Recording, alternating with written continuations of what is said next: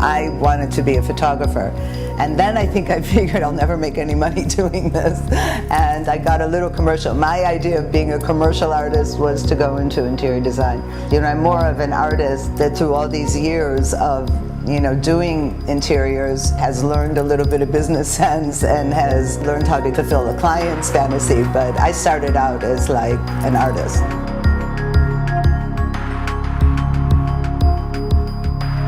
My father was like a contractor, so I always had an exposure to construction and these big high-rises.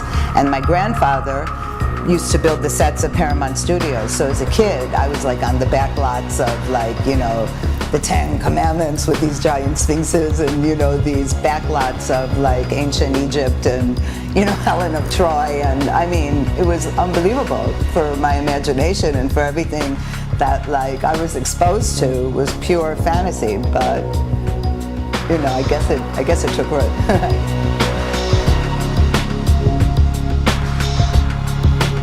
It's nice to have spaces that reflect people's personalities, that are custom tailored for them, that are not just cookie cutter. Otherwise, we're going to walk into like a military state, where everything starts looking too much the same, where I think we need to keep our uniqueness and individuality. I mean, when you look at the books of my work, I mean, it looks like a schizophrenic did it in a way. I mean, it's like, 1 minute you're like a Rondak, the next minute you're, Moroccan, then really contemporary, then whatever. But that's the fun of design. That's the fun of like expressing and staying unique and not being like everything else that's out there. I think you need to have your own edge. We always end up like doing always a good job together, because she's obviously a very talented designer.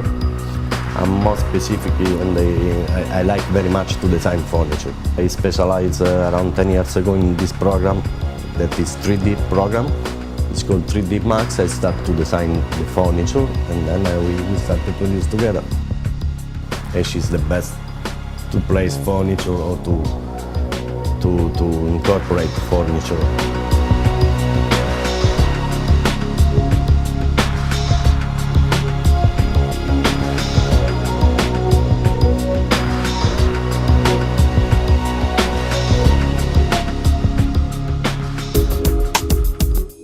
So we're on our way to 900, which has been growing up in my backyard. And I wanted you to see what's happening over there. The building is finally open and we're almost complete with the installation. And we're pretty excited about all the pieces and the way everything is coming together. So welcome to Miami's 900. This is the Sky Lobby. This is going to be the residential entrance when you're dropped off. And we tried to create like a really relaxed, modern interior here, and I think it has a really nice feeling.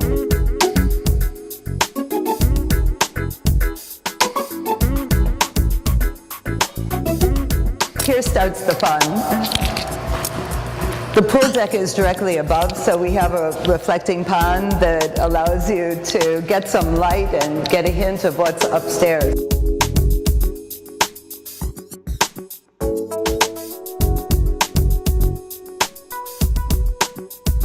This changed several times. It's a process of, getting your original designs in and then getting edited. And then when the prices come in, you have to value engineer them too. So it's a long process.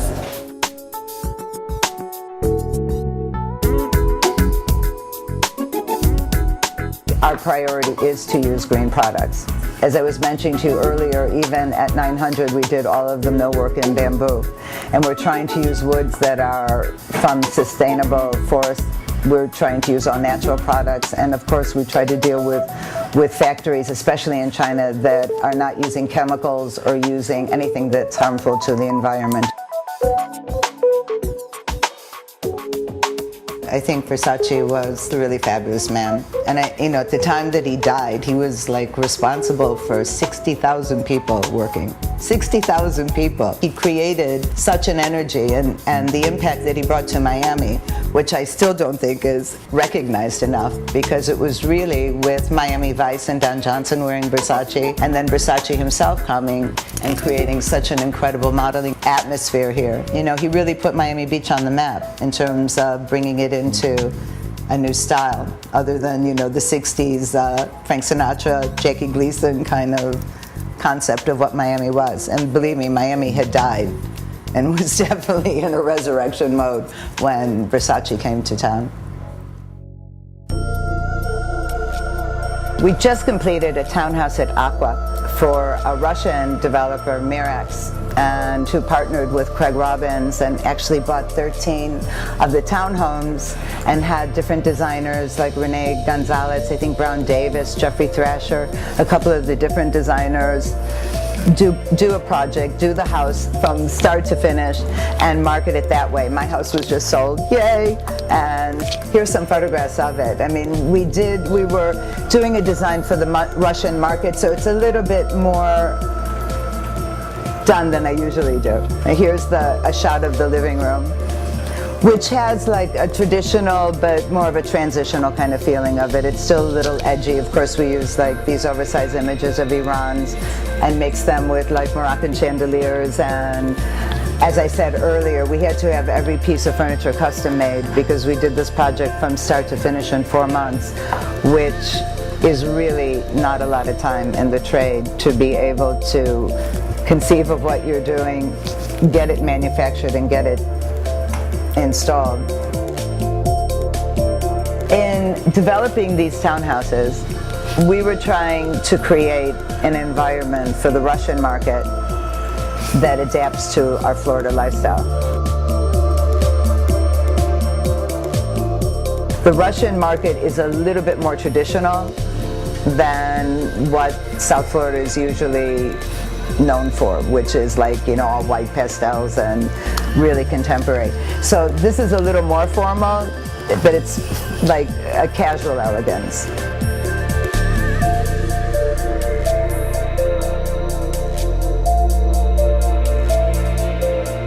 When I started 900, I would say, coming from a city where like every architect that enamored me was dead, I kind of thought to myself, this is a building that's going to outlive me. And I hope that I'm known for, simple elegance.